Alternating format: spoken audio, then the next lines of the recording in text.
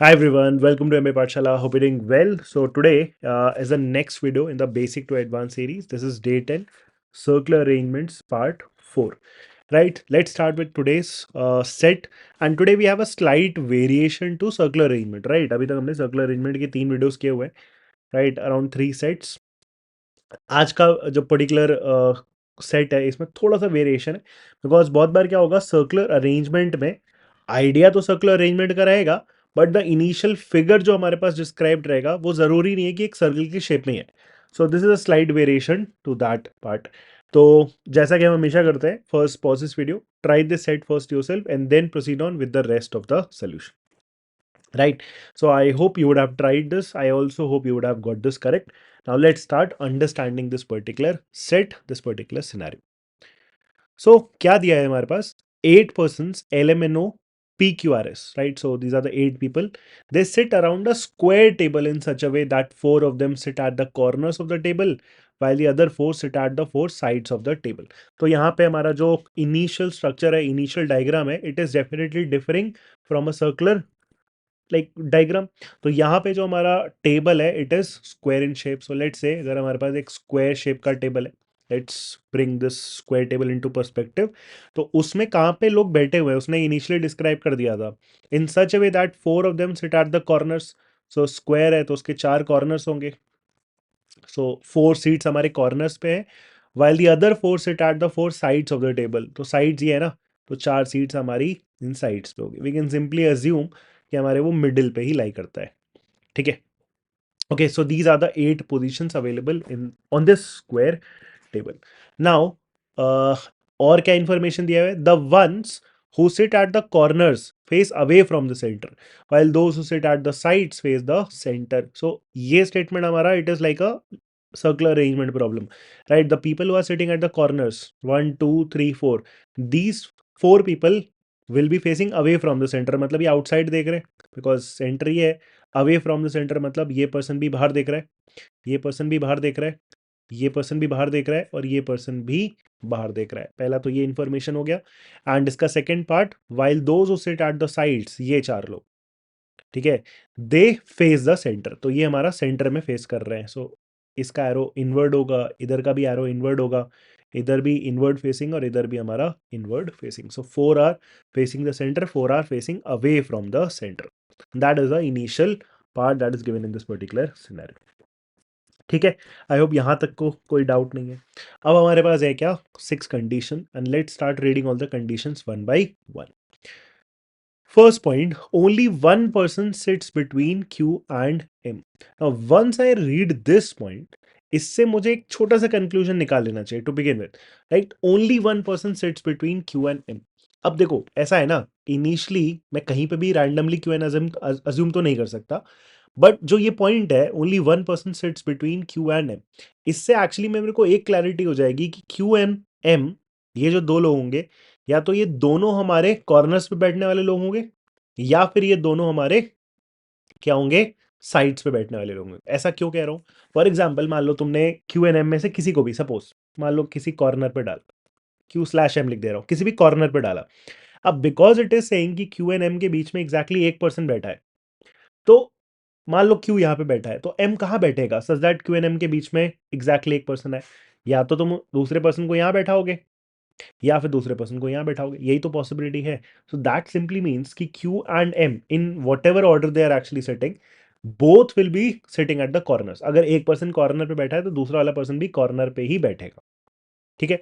इसी तरीके से आप इसको ऐसे भी विजुलाइज कर सकते हो कि मान लो अगर इन दोनों में से कोई एक पर्सन हमारा सेंटर पे बैठा है, राइट, साइड के सेंटर पे बैठा है, तो दूसरे पर्सन को भी एक साइड के सेंटर पे ही बैठना पड़ेगा. फॉर एग्जाम्पल अगर यहाँ पे मान लो क्यू एन एम में से कोई भी बैठा है and because it is saying कि only one person sets between Q and M, तो इसका मतलब क्या है?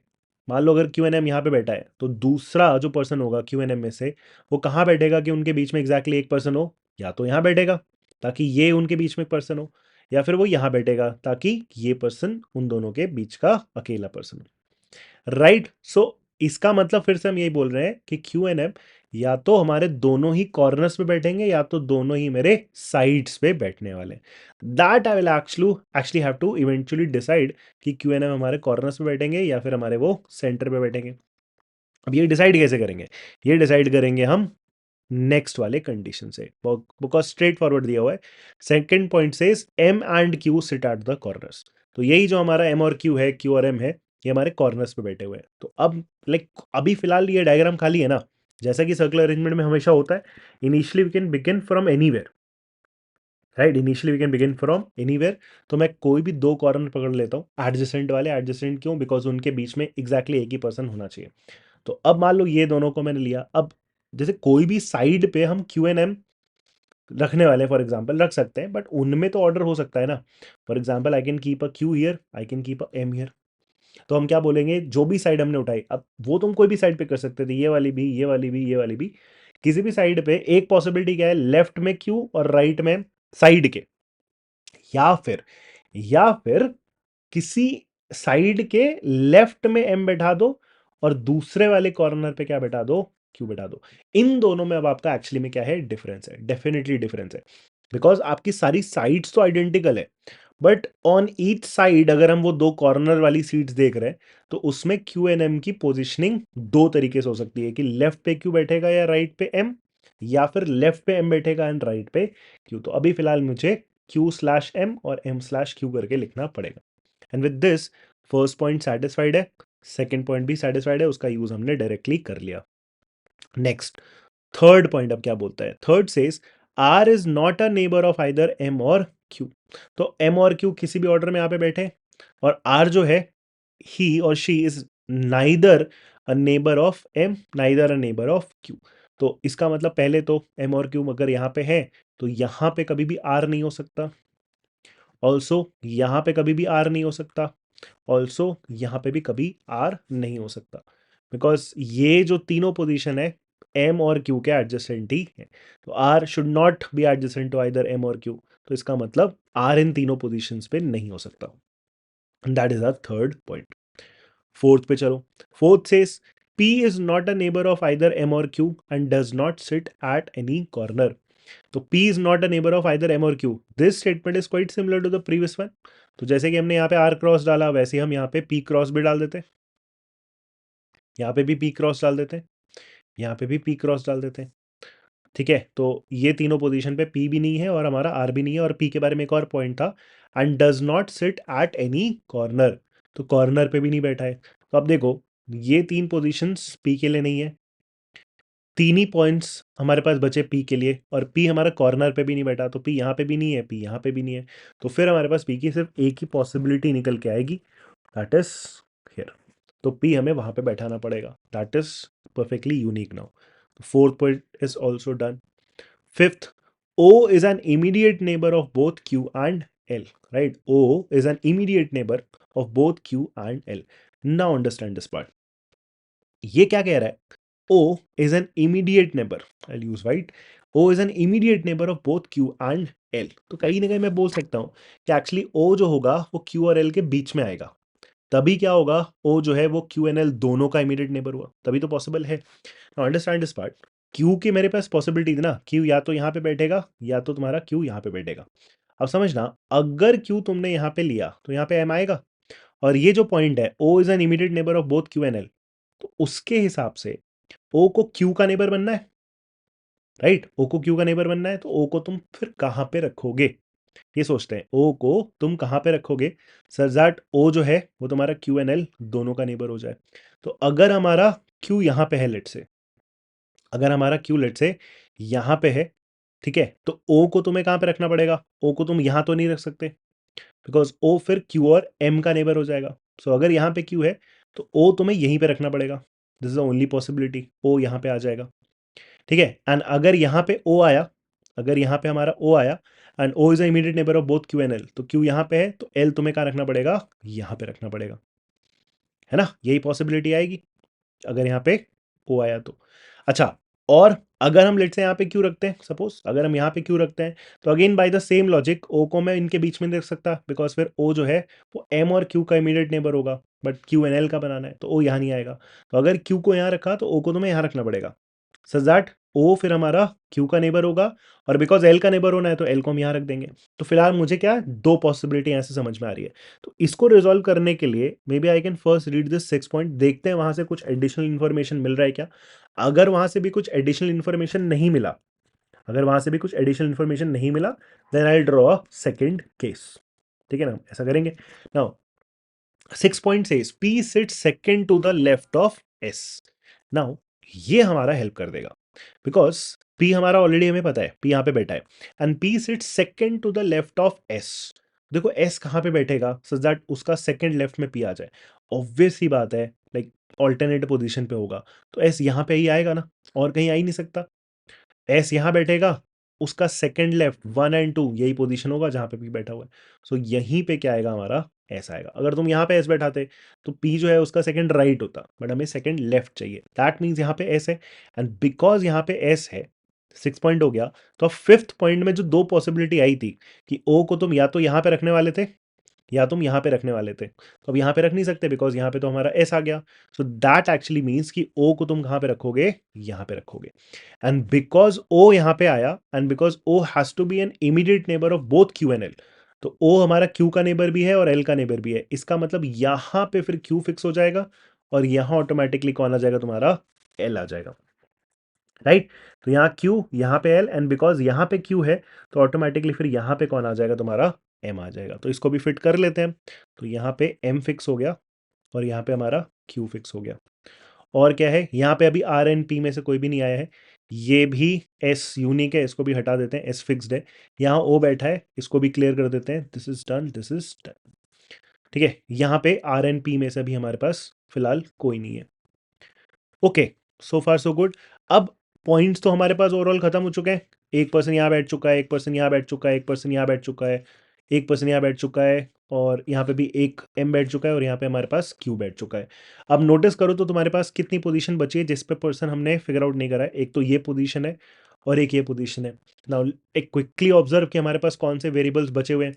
सो L M N O P Q R S है, तो एल एम एन हमारे पास बचा हुआ है, so we are still left with N. So L M N O P Q R is also left. तो हमारे पास यही दो लोग बचे हैं जिनको हमें इन दोनों पोजीशन पे अरेंज करना है, right, N and R. And यहाँ पे नोटिस करो इसने एक चीज मना कर रखी थी कि यार यहाँ पे आर नहीं आएगा। तो बिकॉज यहाँ पे आर नहीं आएगा, राइट, तो आर की एक ही पॉसिबिलिटी बची, हेयर, ऑन दिस स्पॉट। ठीक है ना, तो आर हमने यहाँ पे प्लेस कर दिया, एंड बिकॉज यहाँ पे आर प्लेस कर दिया तो यहाँ पे ऑटोमेटिकली फिर कौन आ जाएगा, the left over person, and that would be N. And that is the final arrangement we are actually looking for, right. तो मोस्टली तुमने नोटिस करा होगा ये पर्टिकुलर जो प्रॉब्लम है, mostly it is like a circular arrangement itself. तो कभी भी तुम्हारा ऐसा अरेंजमेंट आए जहाँ पे स्क्वायर टेबल है या फिर रेक्टेंगुलर टेबल है, right, you could do also sets जहाँ पे रेक्टेंगुलर टाइप का आपका टेबल है, lengthier sides and shorter side, वहाँ पे ऑब्वियसली उसके अराउंड कुछ कॉम्प्लिकेशंस होंगी। But in all these scenarios we have to generally proceed with the same idea जैसा कि हम सर्कुलर अरेंजमेंट में करते हैं। बहुत ड्रास्टिक डिफरेंस हमारा इन दोनों में नहीं है, राइट। तो चलो फिर let's take a look at the questions. तो question number 1, which among the following pairs is the persons, following pairs of persons is the immediate neighbour of P. तो पी के इमीडिएट नेबर कौन है, are and L है, तो इनमें से हमारा ऑप्शन क्या हो जाएगा, option A, R L. Question 2, if R and O interchange their position then who sits opposite are.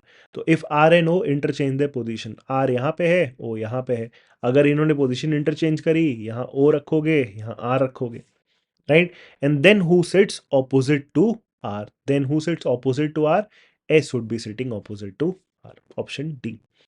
Third, who sits to the immediate right of Q, who sits to the immediate right of Q. अब like order याद रखना, अंदर face कर रहे हैं या फिर बाहर फेस कर रहे हैं, तो क्यू का इमीडिएट राइट देखना है, because Q is facing outside, तो उसका इमीडिएट राइट इधर वाला पोजीशन हुआ। तो who is to the immediate right of Q, N is to the immediate right of Q, right. We have to take care of the direction also. And the last but not the least, the fourth one, how many persons sit in between N and L when counted from the left of L? पहले तो L और N के बीच में देखना है, L and N के बीच में देखना है, और किस डायरेक्शन में देखना है, ऐसे या फिर ऐसे, उसने मेंशन कर रखा है when counted from the left of L। तो L इज फेसिंग आउटसाइड, इसके लेफ्ट से अगर हम काउंट करें इन दोनों के बीच के कितने लोग हैं, so 1 2 3 and 4 people are sitting between N and L when counted from the left of L. So answer क्या हो जाएगा, option B, and that is 4. Right, so I hope you understood this particular set. This was a slight variation to the circular arrangements. We'll be doing a lot more sets on this. I hope आप ये series continue कर रहे हो and you have developed a bit of basics. Do tell me in the comments. Again, if you have any doubts in this particular set, you can just put that in the comments. And Saturday को again as always मैंने आपको like last to last session में बताया था, तो Saturday को we'll be having a test right at 5 p.m. This week's test will be based on circular arrangements, so do not miss out that particular test. हम live test करते हैं right at 5 p.m. पहला 20 minutes test and उसके बाद it is followed by a live discussion, right? And how to join that particular batch, that free course is there in the description. इस पे इसी particular place में एक video भी पड़ी हुई है. You can definitely refer to that video for detailed discussion how to join that particular free course. Right, so I hope you understood today's session. Thank you. Bye. Have a good day.